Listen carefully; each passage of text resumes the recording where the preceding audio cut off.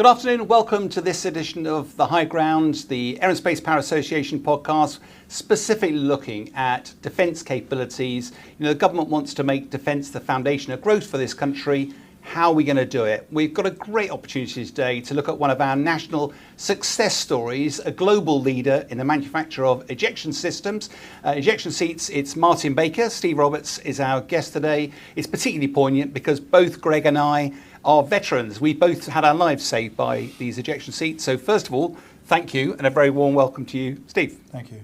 So Steve, I think we're in front here of a Mark 16E seat, which is for the F-35. Before we get into the detail of some of the innovations on this seat, because it's a little bit more advanced than what I'm used to, can you just talk us through the basics of how a seat works?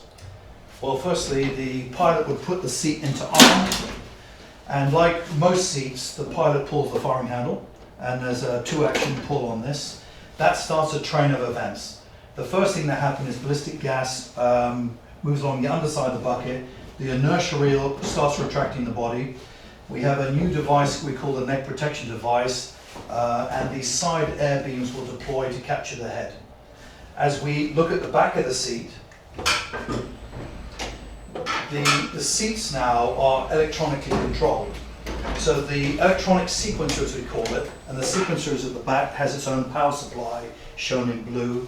The drogue, which stabilizes the seat, is fired first. And then subject to the altitude and speed, the parachute container, which is this element, is fired. When the parachute container is fired, the drogue is released, and the neck protection device inflatables are deflated. And then part of that sequence then is to separate you from the seat. So the harness, which is shown here, is actually released at the top and the bottom, and you're connected via the harness to the parachute. So you separate from the seat, and that starts the descent to the ground. Should you land in the water, this quick release box or buckle now has a water activated release function, and 25% of our ejections are actually over water. So 2.5 seconds after immersion into the seawater, the buckle will release itself. So you're released from the parachute. Connected to you is a 15-foot line to the dinghy.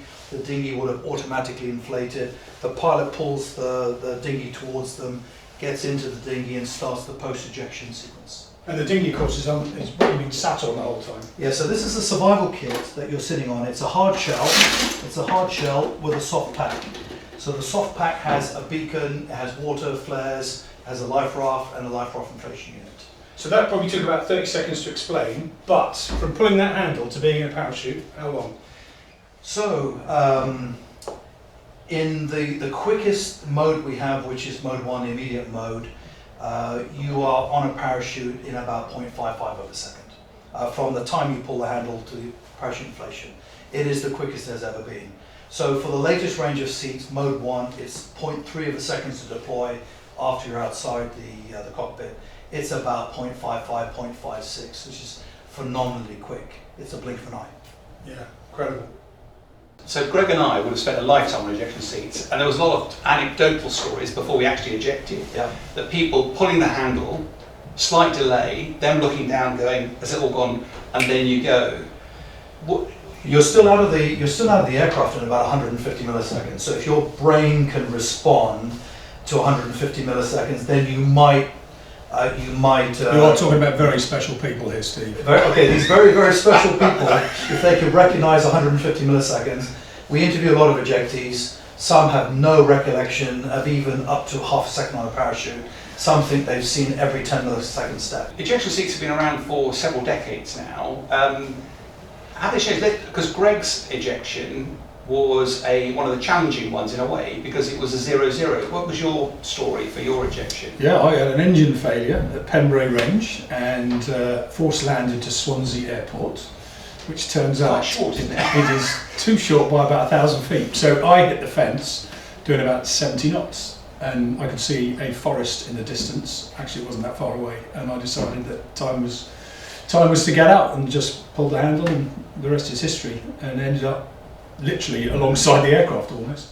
And what are the differences between Greg's ejection seat and now? What's the advances that have happened? So the biggest advantages that have happened really since ejection seats started development from Baker in 45 is the parachute timing. So the parachute timing from the Mark 1 because you wore the parachute, you wore a separate harness for the seat, the whole process from pulling the handle, releasing yourself from the seat belt on the seat, kicking the seat away, which had its own inertia, then pulling the ripcords around 30 seconds. As we get through the Mark 2, 3, 4, we get to Greg's seat, the Mark 10, that had a 1.5 second parachute.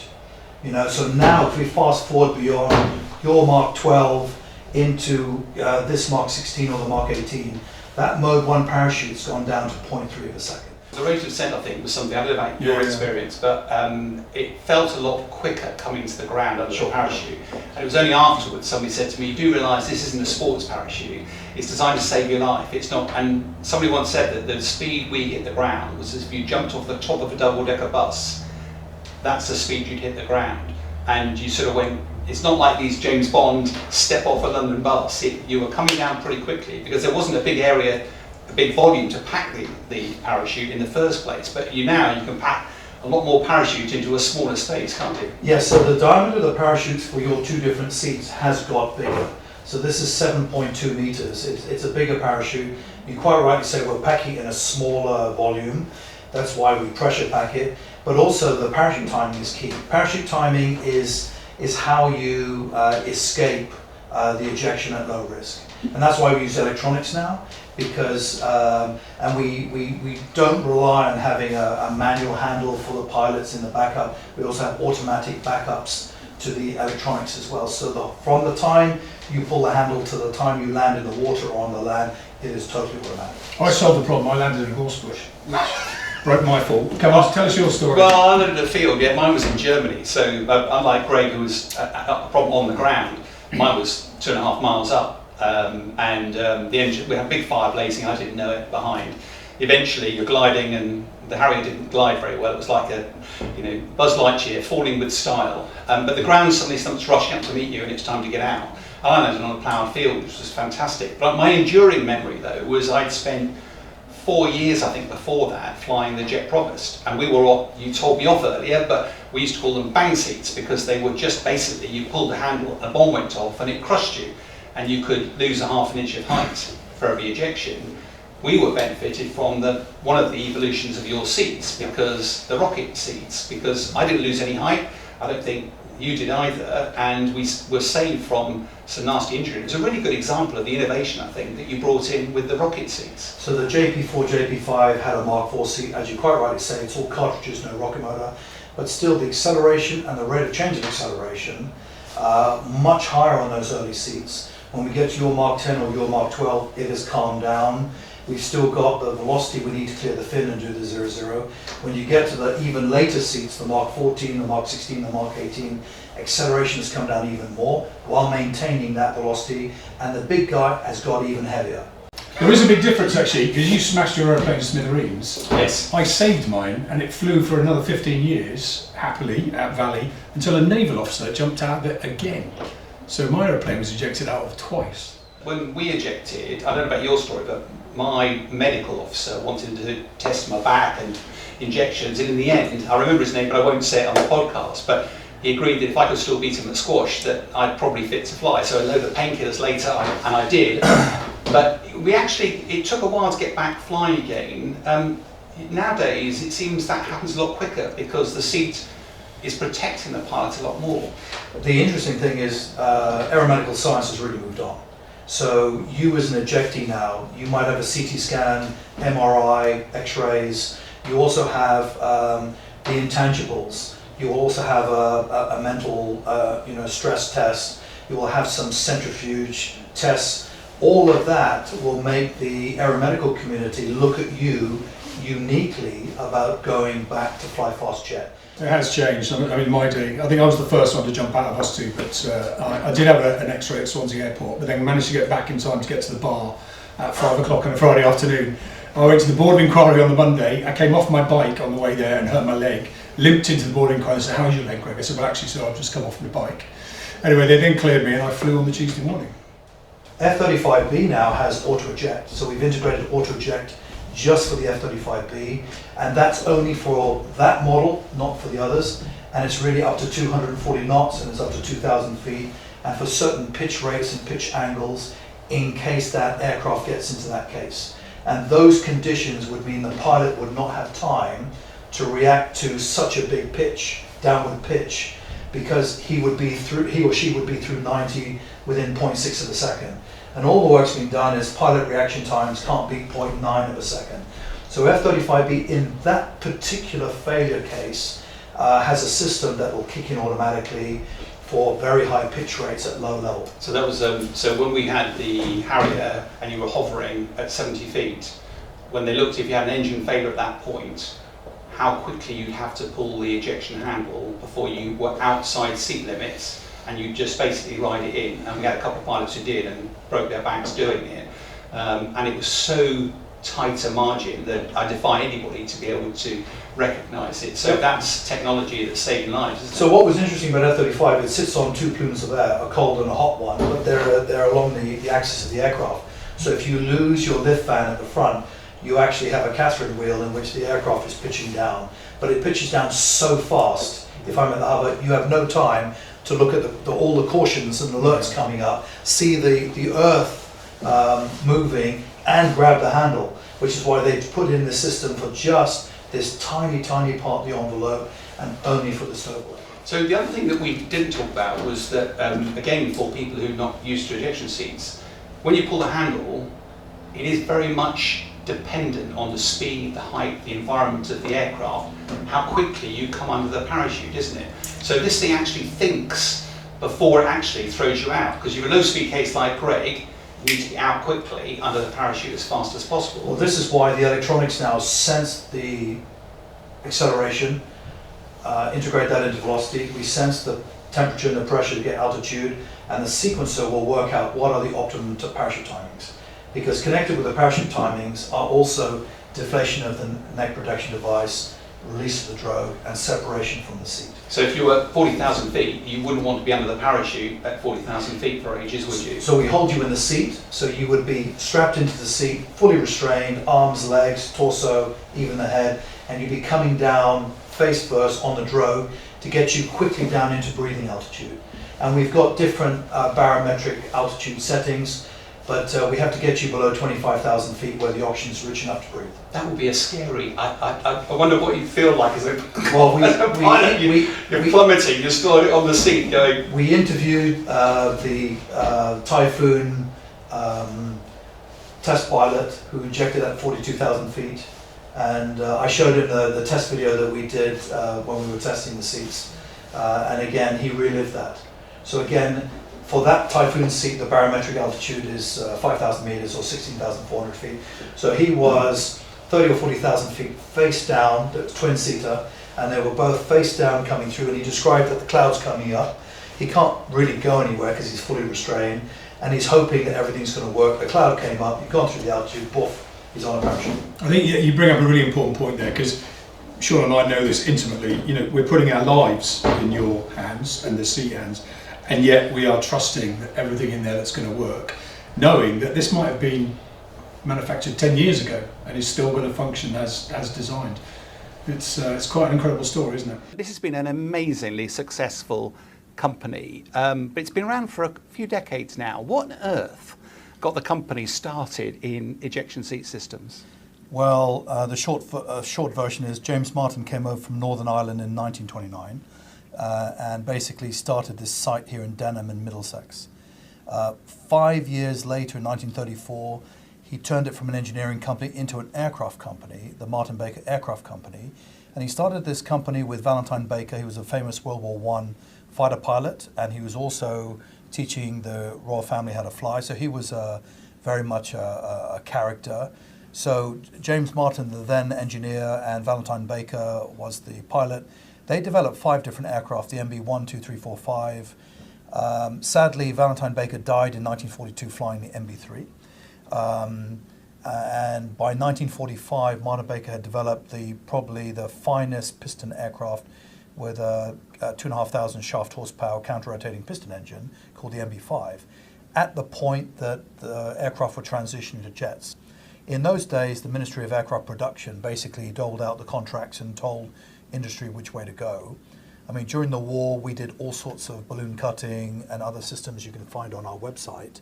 But certainly the MB-5 was the last aircraft. Sir James kept Valentine Baker's name as the company, though he passed away, and it has been the Martin family ever since 42 running the company. In 1944, Project Lusty followed as an Intel project run by Wright Field in the US. They basically followed behind D-Day landings, and in 44 uncovered all the German research for ejection seats.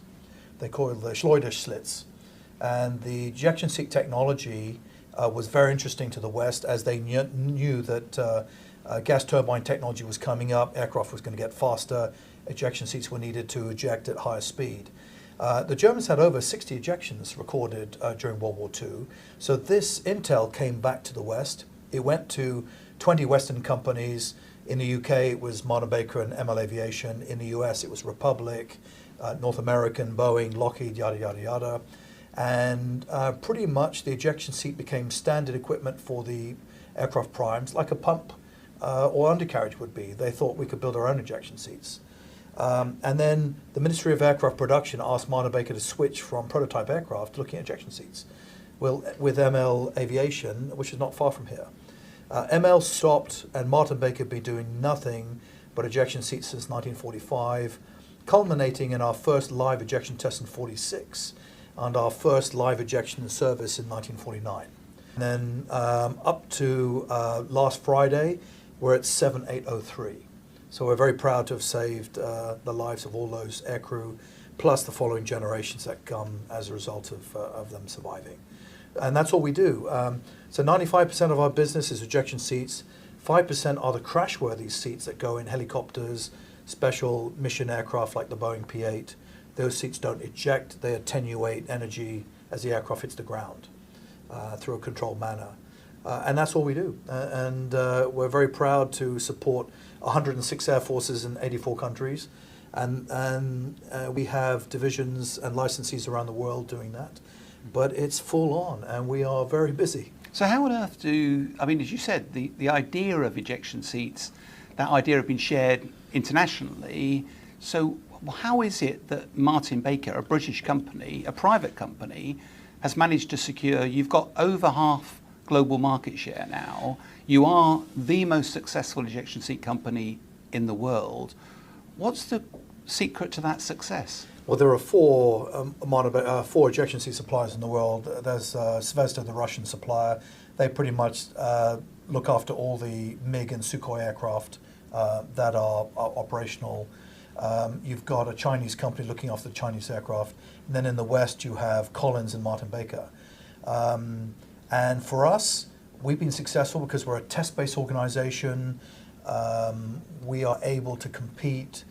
The company heavily invests in the design and in the testing, and very much on the competition side, we are a proven test house, and we're able to supply really good test data to make us very competitive.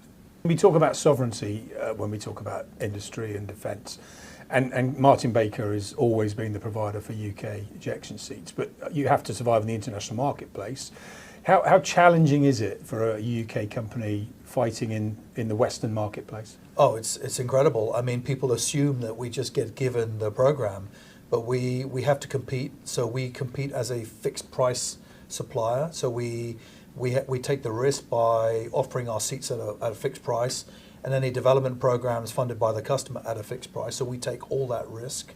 But we have to compete, whether it's a US program, a European program. There are no givens these days. Yeah. And again, we're successful from the competition, and a majority we win based on price, risk, cost, and schedule. So, there must be a lot of brand loyalty. I mean, Sean and I are Martin Baker for life now, so conflict of interest declared there, because you did save our lives. But we know that the UK is a Martin Baker user. The US Navy love Martin Baker, but the US Air Force have always gone for the Collins solution. Well, it's interesting that, so we follow on the history of Martin Baker doing its first test in 1945, the first live test in 1946. The US Navy, as the Office of Naval Research, were here in the UK with an office not far from Regent Street. And they tracked all the testing because it was new tech. And unfortunately, because of the lobbying, Martin Baker seats weren't able to go into the Navy in 1946.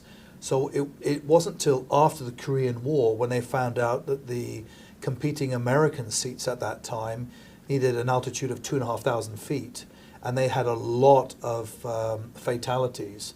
The Navy switched over. So the Navy switched over for all their aircraft demons, and the like, and have pretty much stayed with Martin Baker ever since, but through competition.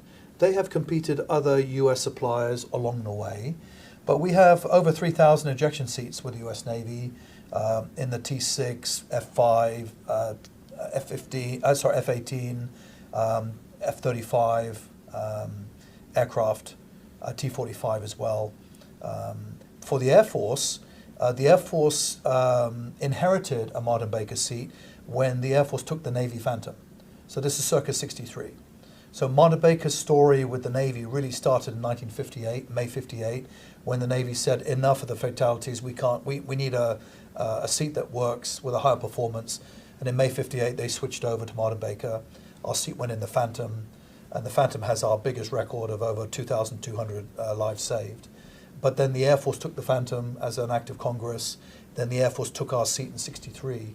So the Air Force has had a lot of Martin Baker seats. So even now, we have our seats in the T6, T38, A29, F-35 aircraft. So we have over 2,300 seats with the USAF. Our competitor Collins has 2,200, so we've just tipped over more than half for them. But it's hard fought. We have the political side.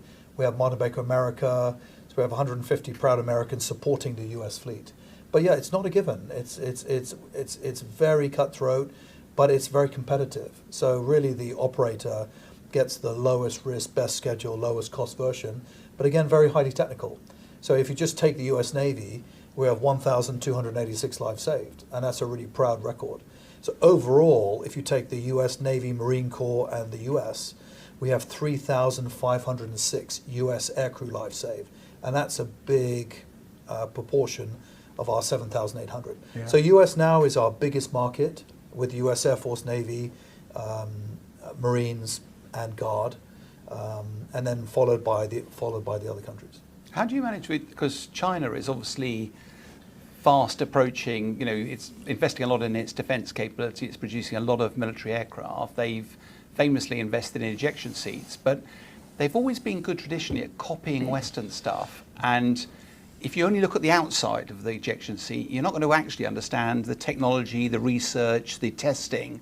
How are they doing, and are they going to be a serious competitor to Martin Baker in the near to medium term? Well, they've been copying seats since the Vietnam War. So up until that point, they probably had Russian seats. But after that, they've been copying, because you could see from the designs, they've copied not just elements of Martin Baker, but they've copied elements of other American seat suppliers and also elements of Russian suppliers as well. So they've been developing their seats over multiple generations. They're working seats fitted to all the Chinese aircraft. Some of the newer aircraft that the Chinese are offering, the J-10, the new Handan for the UAE, they have Chinese seats. They offered the Chinese seat for the JF-17 for Pakistan. But we're getting into a market where they are, which those aircraft primes, if they're offering that airplane to the West, they do have a Martin Baker option. So we put a Martin Baker seat into the Pakistani JF-17. So the Pakistani will fly the Martin Baker seat, whereas the export aircraft for the JF-17, whoever they export to, will have a Chinese seat. I'm just trying to get ahead of sort of a lot of defence spending is often politically driven. Absolutely. Rather than warfighting driven. Part of the whole purpose of this podcast is, as warfighters, going, how do we get the best for the warfighter?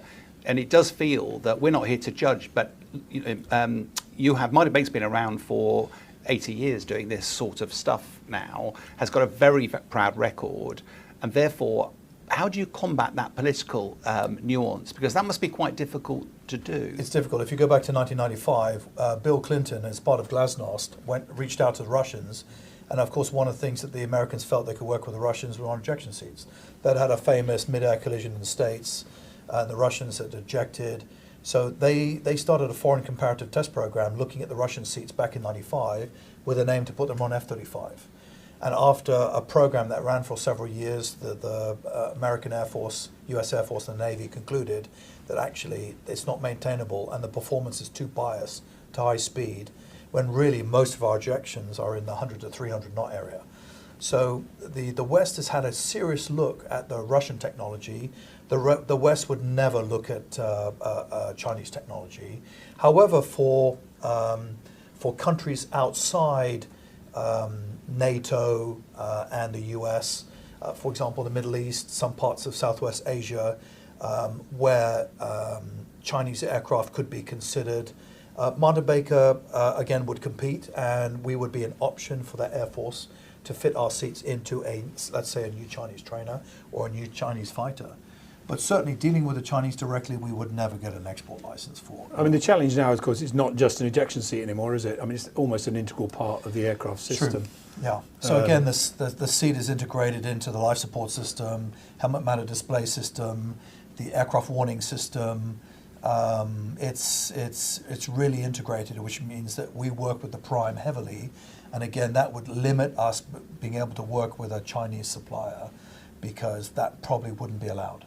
I think there's another factor as well. Sean and I know this too well, but you do become familiar with a seats concept. Yeah. And the Martin Baker concept, even though we sat in that seat earlier, it's clearly a much more modern seat than one we sat on. Yeah. But the principles are the same. The way you arm it, the way you fire it are quite common. And I think for aircrew, having to learn different seats, different systems, because I think the Collins system is slightly different to the Martin Baker system. It does work differently, and you're right, we've gone from Mark 1 to Mark 18. Generally, our ejection sequence is broadly similar from generation to generation. But we have, I mean, from aircrew perspective, we develop a seat-mounted integrated harness. So from an RF perspective, they'll be very used to ingress and egress, whether they're flying Tornado, Typhoon, Hawk, F-35. There is a natural way that'll feel very comfortable for aircrew transiting from a trainer into the fighter. Yeah, I think it's such an important part of that. The key thing is muscle memory. I mean, if it's similar, there'll be fewer mistakes. And of course, as you know, if there's a major accident, there's multiple errors that have occurred on the way. If we can keep the ingress and egress in a very similar manner from aircrew that might be flying Typhoon and F-35, then we can only increase the safety. In terms of innovation, the one thing that whenever I come here, but particularly today, you see that the ejection seats have continued to evolve as new designs, new ideas, new technology. What drives that innovation? Is it competition? And if so, what does that look like going forward? So you're absolutely right. So we tend to work to a bunch of physiological requirements. Every program introduces new requirements. Typhoon introduced new requirements back in late 80s. If I take F-35 as a good example, they were quite groundbreaking back in 2001, 2002, because they introduced gender into the physiological requirements.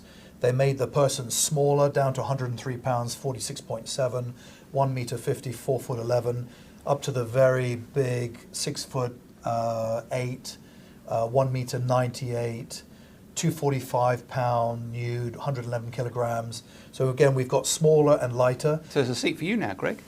I never flew nude. Yeah. I always wore a flying suit. But more importantly, he is now 300 pounds equipped. That's not me. Equipped with beacons, flares, guns, ammunition, more survival equipment. So he has got heavier, she has got smaller and lighter. And now the issue is we have to make sure physiologically we don't injure her. That's minimizing acceleration. And he needs the most amount of energy to get the highest velocity. So this is the balance. And we do that by adapting our propulsion, but also by looking at the electronics and varying the parachute time. It's the parachute that saves you, but also increases the risk of injury. So what we have to do with our timings is that we vary our parachute timings through sensing. So we sense either through using pitos or we use accelerometers. We work out what the velocity is. We're again independent of the aircraft, so we're not reliant on aircraft telling us at what speed and altitude we're at. The sequencer, the electronic box, actually determines all of that as we're moving up the rails, and it's going into what we call the environment.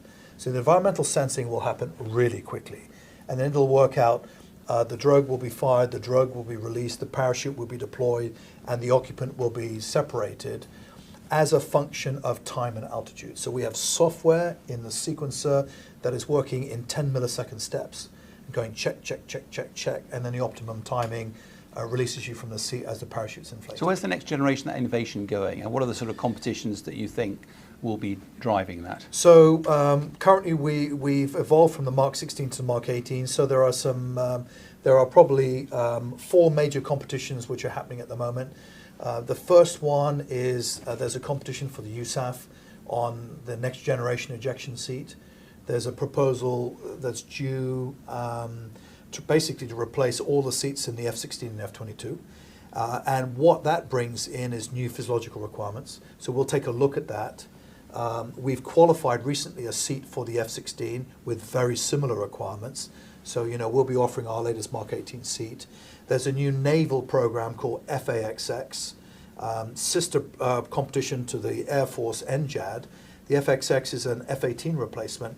That also brings in the very latest physiological requirements, and we'll take a look at how we need to adapt the seat to meet that. They've certainly, from what I've seen, brought in new requirements for testing. So, for example, if you have a canopy cutting system, so escape is driven by either canopy jettison, the whole canopy is jettisoned by cartridge or rocket motor, or the canopy is cut for a stretched acrylic or fragilized with a cast acrylic canopy.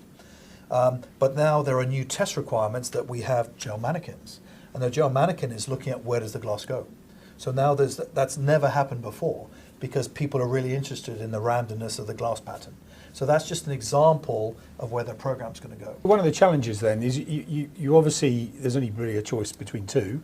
Yeah. In the West. You're going to be in almost every competition. The ejection seat is not an optional extra, not anymore. So how do you manage when you're in a competition like those and there are multiple primes competing and you may be in all of them or most of them? How does that leave your relationship with the primes and how you play the competition? Well, to be fair, we're pretty open. We tell the approach that we want to offer our latest best seat to meet this new program.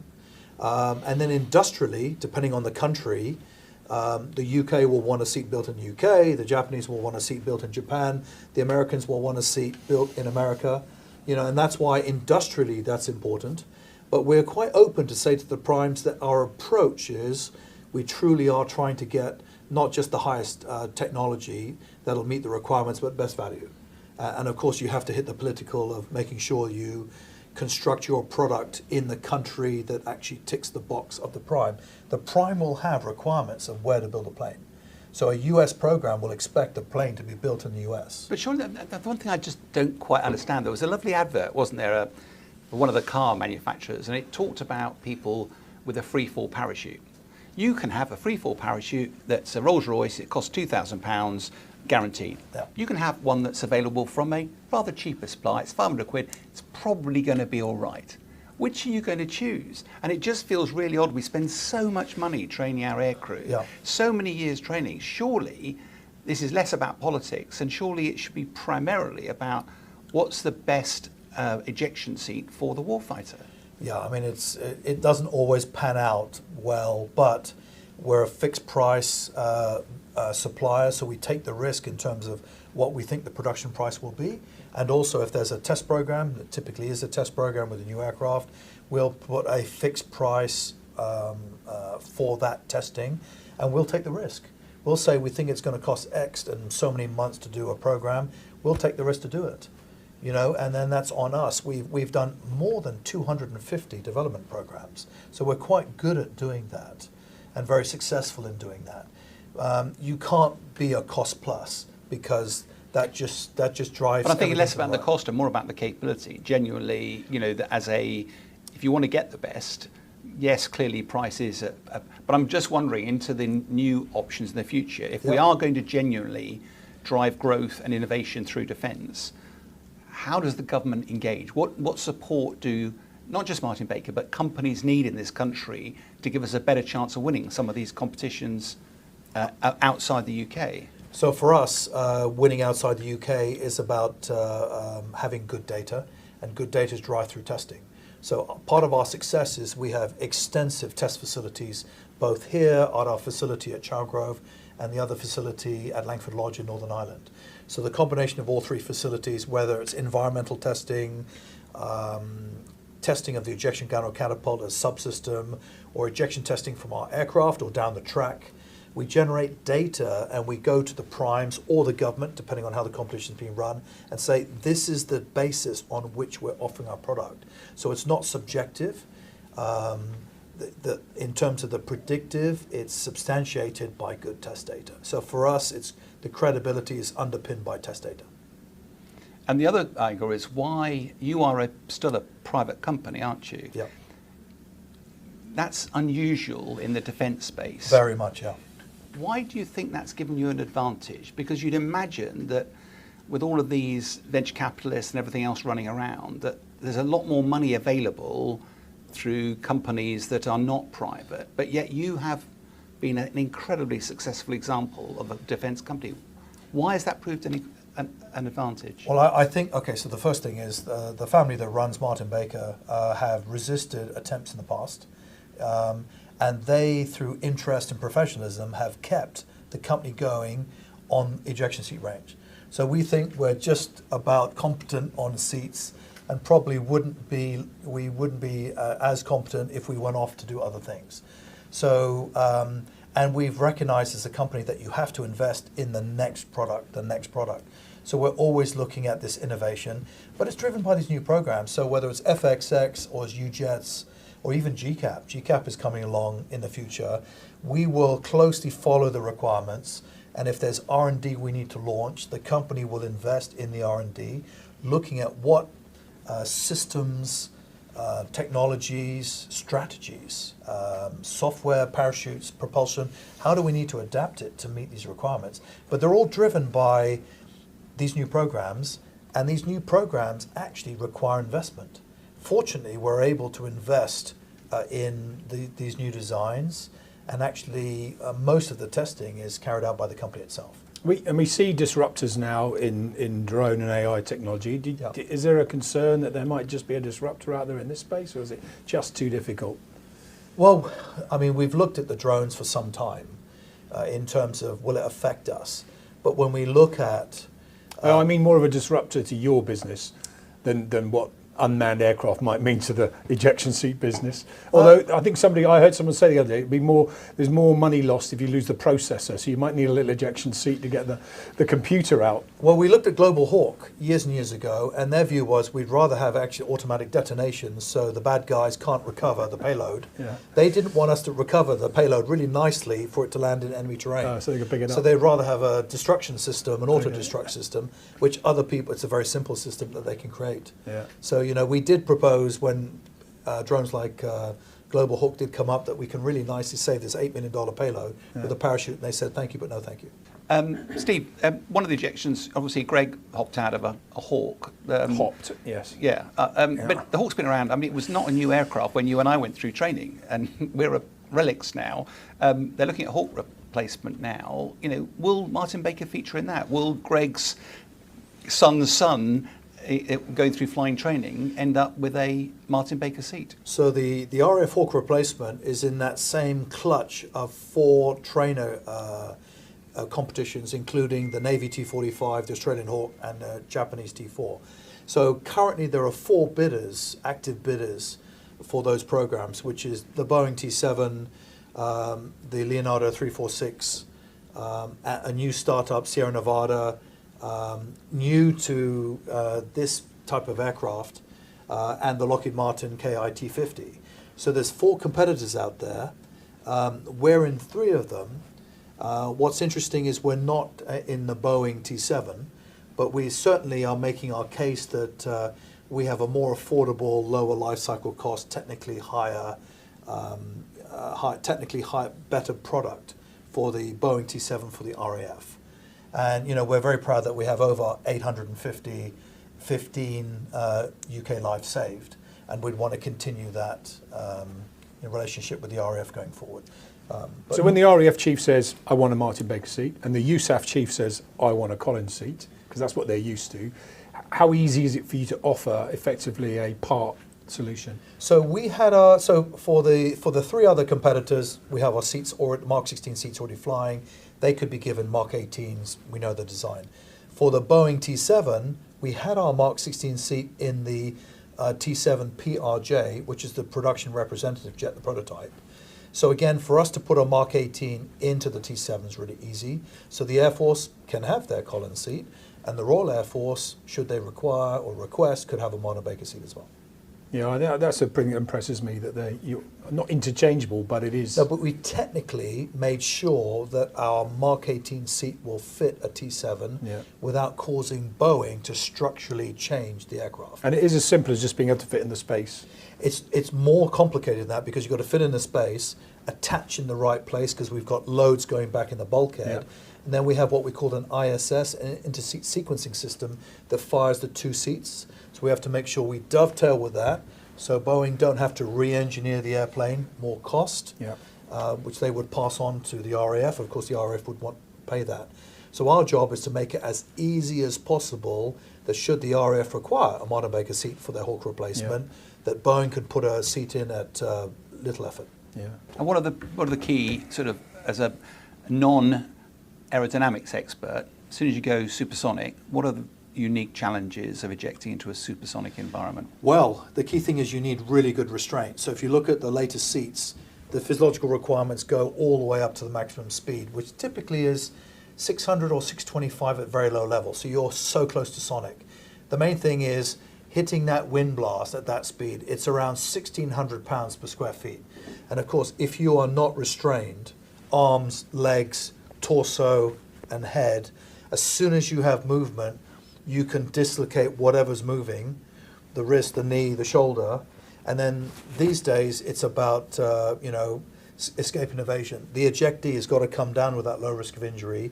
And the CSAR forces, the combat survival and rescue, are there quickly with their pave hawks to recover the ejectee, to get them back in the fight. So that's why you need the restraint. That's why the latest specifications say for ejection above 300 knots, you need arm restraint.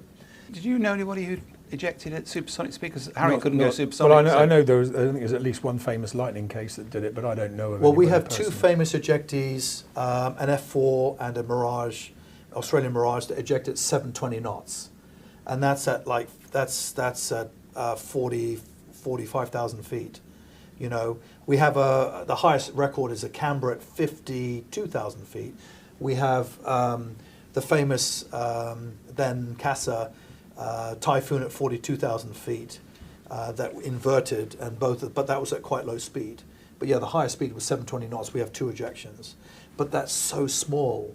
If you looked at the histogram of the 7,800 ejections where it happens, it's still 50% below 2,000 feet in that 100 to 300 knot boundary, and that's where we optimize our timings to have a quick parachute. We find that in wartime, the average speed only creeps up about 100 knots. So, you know, that 100 to 300 might be 200 to 400 range for a war. It would need to be something pretty catastrophic to be jumping out at that speed. Yep, and again, some of the ejectee testimonials have shown that the aircraft is structurally broken up, or hit by a SAM or something, and it's catastrophic. Yeah, absolutely. Yeah. Well, thank you so much. First of all, it's been great looking around again, sitting in some of the newest seats, and I think from both of our perspective, it's been a huge privilege it saved our lives, and one day we'll do the full story of both of our ejections, but I know time freezes just at the moment you pull that handle and you go, I just hope this works, and it was, thankfully, it did. So on behalf of us both, Aerospace Power, but also the nation, thank you so much for everything you do. Okay, thank you. Thanks, Steve. Right, Greg, that was an absolutely fascinating, great to visit the facility, but actually more the conversation about it. And I think I'm somewhat torn. We have got a brand that is world-class, genuinely has the dominant market share and is very, very good. Yeah. There are new programs coming up in which the UK, the Royal Air Force, uses Martin Baker seats, but it's by no means a given that the best product will be the one selected for the future aircraft. And you wonder, how do we live in a world when we're desperate to create this foundation of growth, an engine for growth? Politically, surely there must be a way in which companies like Martin Baker are supported, and it just feels there's something disconnected there. Yeah, Martin Baker's such a unique company in so many ways. You know, the uniqueness of family-owned, private, etc.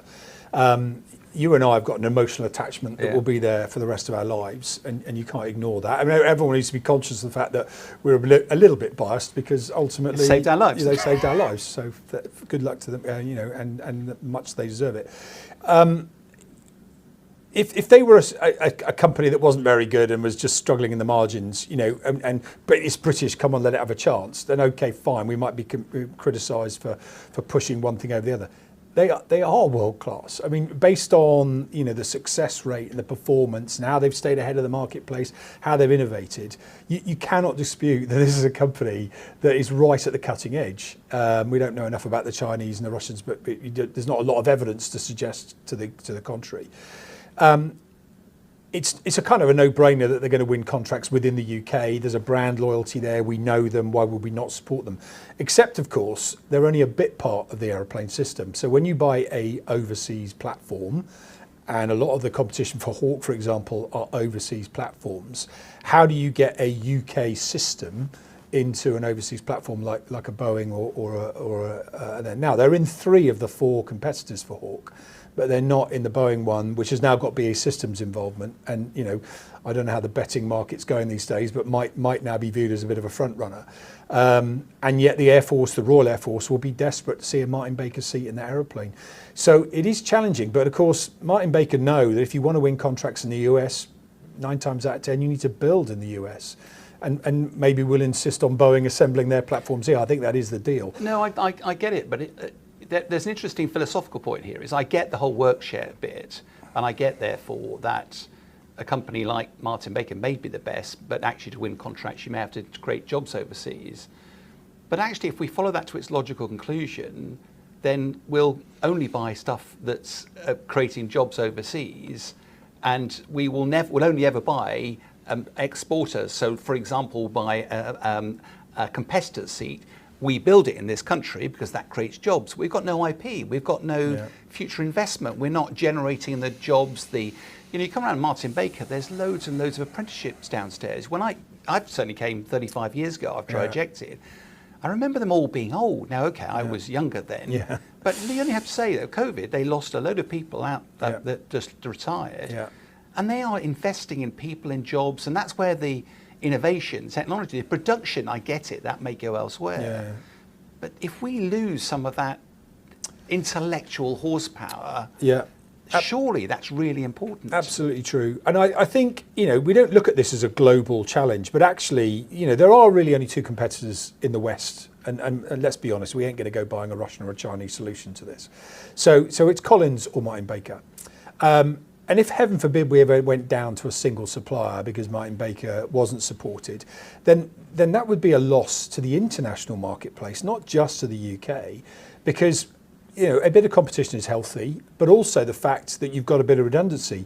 If, heaven forbid, you know, Collins had a massive financial issue and collapses as a business. I understand there are very few people in Collins that do the seats. It's something like 70 or 80 people. So we're not talking a large corporation here. We're talking a relatively niche business. Can we afford to lose that expertise as a collective? And of course, so many, you know, programs now are international by design. You know, the T7 is Saab, BAE Systems and Collins. GCAP is Japan, Italy and us. So, you know, it is how do Martin Baker play within that space, but how do we as a Western defence industry in the whole support the right level of redundancy within that marketplace and make sure those jobs stay alive? Yeah, but I guess the nub of this for me is some of the when I was working as a requirements manager in the Joint Strike Fighter program, you're well aware that some of the pressure politically in America was jobs in specific states. And that wasn't driven by what's the most operationally effective solution. It was what gave the right spectrum of votes and whatever. I recognise there is a political angle to this, but when we were doing wars of choice rather than wars of national survival, maybe we didn't need the cutting edge. Maybe we didn't need the best in the hands of the warfighter. We're going back to wars of national survival. And every 1%, the David Brailsford, you know, every 1% incremental gains. It just feels wrong. We've got to shift that mindset more into let's get the best equipment to the hands of the warfighter and be really mindful that whilst the political pressures are there, should they dominate? Yeah, I was looking the other day, and this is not about Martin Baker. So Dragonfire, the Dragonfire laser, the MOD put out a graphic of all the different places that Dragonfire was assembled, tested, systems integration was done. But we've got this blooming laser thing traveling the length and breadth of the UK to have a different thing done in a different place, which is great if what you want to say is look at the growth happening across the country. If you're the customer waiting for that Dragonfire laser to turn, you say, can you guys just build it in one place, please?